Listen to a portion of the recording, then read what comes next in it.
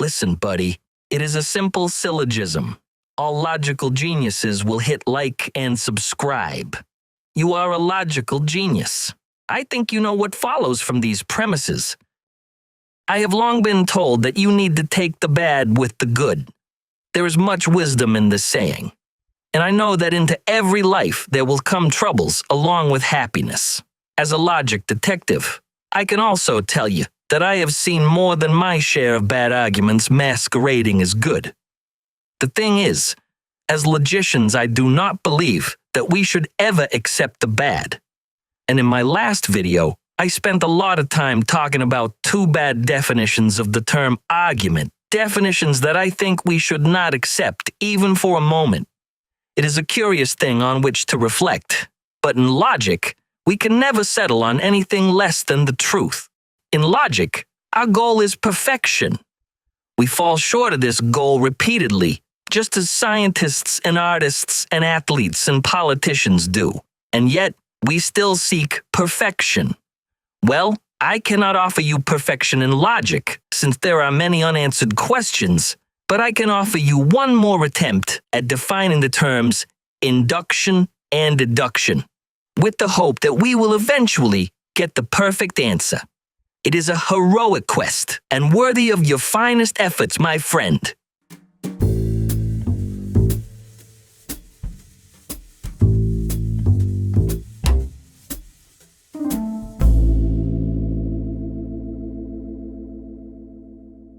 You will recall from my previous video that some textbooks define induction as going from specifics to generals, and deduction as going from generals to specifics.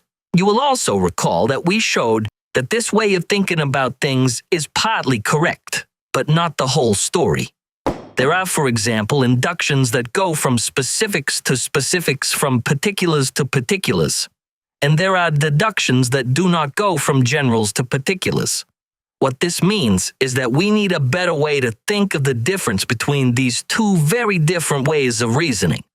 Of course, you already know that inductive reasoning is probabilistic, so that in an induction, the author is claiming that if the premises are true, the conclusion is probably true. You also know that deductive reasoning claims necessity, so that in a deduction, the author is claiming that if the premises are true, the conclusion is necessarily true. These are good ideas and will help you in your quest for a full understanding of how reason works. But there is another way of thinking about both deduction and induction, and it is about this that I want to talk to you today. We owe this new way of thinking about induction and deduction to the great American philosopher Charles Sanders Peirce, who has been hailed as the most original and versatile of America's philosophers and America's greatest logician, and one of the most original minds of the later 19th century, and certainly the greatest American thinker ever. Much of his brilliance was not recognized until after his death. His contributions to logic, science, and philosophy are quite extensive, so let me just mention one here. Peirce realized that basic logical operations, like and or, and not, what your modern computer scientists call logic gates, could be implemented using electrical circuits. He realized this in 1886, which was 60 years before ENIAC, the first digital computer, was built. But I am hemming and hawing like Bob the bookie when a customer comes to him to collect his winnings. Let me get to the point. Peirce pointed out that inductive arguments do something very special that deductive arguments do not. Peirce pointed out that the conclusions of inductive arguments contain information that is not contained in their premises. In an inductive argument, we can say that the conclusion goes beyond what is in the premises. By contrast, the conclusions of deductive arguments do not contain anything that is not also contained, at least implicitly, in the premises. We may sum up Peirce's insight by saying that inductive arguments are ampliative, while deductive arguments are non-ampliative. But I see that you are getting restless, my inquiring friend and student, and that you would like some examples to illustrate these ideas. Once again, I must praise you. I too find abstract definitions and descriptions a bit hard to follow unless they are accompanied by examples. So at this time, I will give you examples of inductive and deductive arguments so you may see that Peirce really was a genius and was truly on to something. Let me start with an example of a deductive argument. Remember, according to Mr. Peirce, deductive arguments are non-ampliative because the conclusion never contains information that is not in the premises, either explicitly or implicitly. Here is the example. All squirrels are attracted to birdseed and peanut butter-encrusted pine cones. Therefore, the squirrels in my yard are attracted to birdseed and peanut butter-encrusted pine cones. Now, I want you to think carefully here, my perspicacious friend, because you might not see right away that this is a deductive argument. After all, you may ask, how do we know that all squirrels are attracted to birdseed and peanut butter-encrusted pine cones? Would not that knowledge itself have been discovered inductively through empirical observation?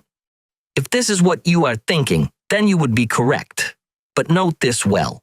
The argument is not arguing that this is the case. It is taken as a known rule already. This argument is merely saying that if we know that it is a rule that all squirrels like such food, then we know deductively that the squirrels in my yard like such food.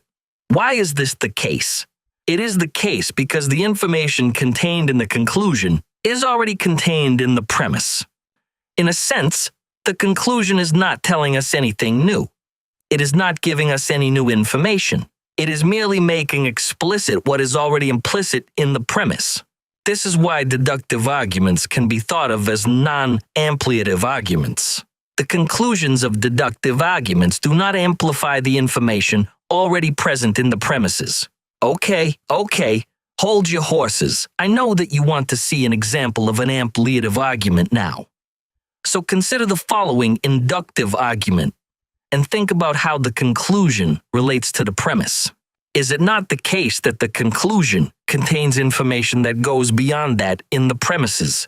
I have watched the squirrels in the park and seen that all of the ones I have observed really like pine cones encrusted with birdseed and peanut butter.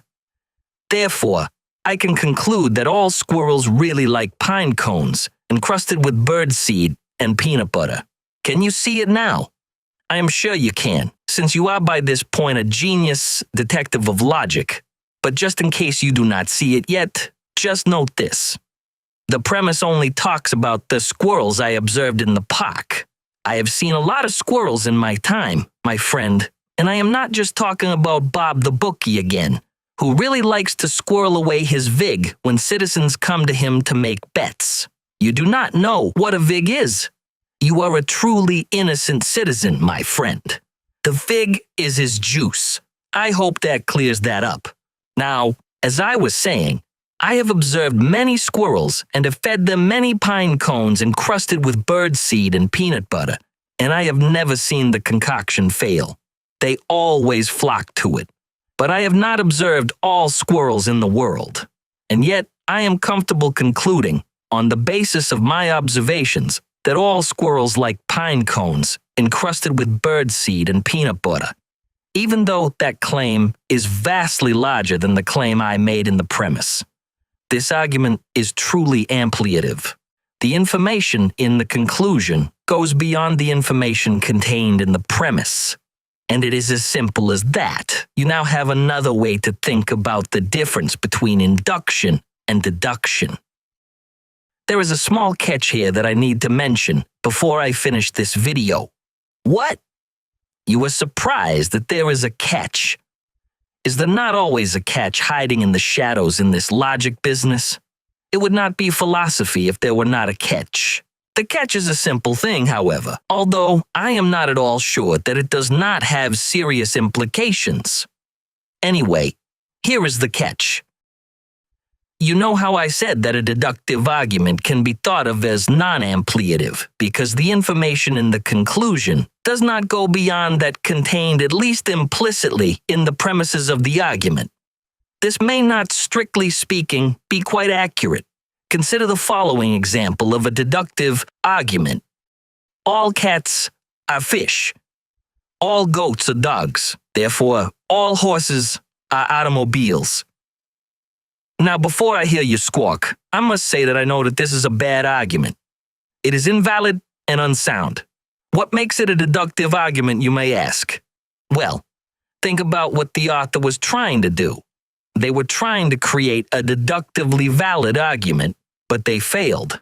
Since the inference claim is one of necessity, it is thus a deductive argument. It is simply an invalid and unsound deductive argument. And now notice this very important property of the argument. The conclusion contains information that goes beyond the information contained in the premises. Would that not make this an ampliative argument? Different logicians have handled this sort of problem in different ways. I am sorry to say that, like the man whose tie got caught in the egg beater, I have mixed feelings, but I am inclined to agree that this is a deductive argument, albeit a bad one, because it is unintentionally ampliative. What that means is that we should really say that valid deductive arguments are non-ampliative, so that if the arguer's intent is to create an argument which is non-ampliative, then it is a deductive argument. That is, we should focus on the intent of the author. And if their intent is to be non-ampliative, then the argument is deductive. And if their intent is to be ampliative, then the argument is inductive. But, as I said at the beginning of this video, while as logic detectives we seek perfection, we cannot always reach it. Perhaps you will be the one to come up with a better understanding of both deduction and induction, my inquisitive friend. And if you do, I take off my hat to you.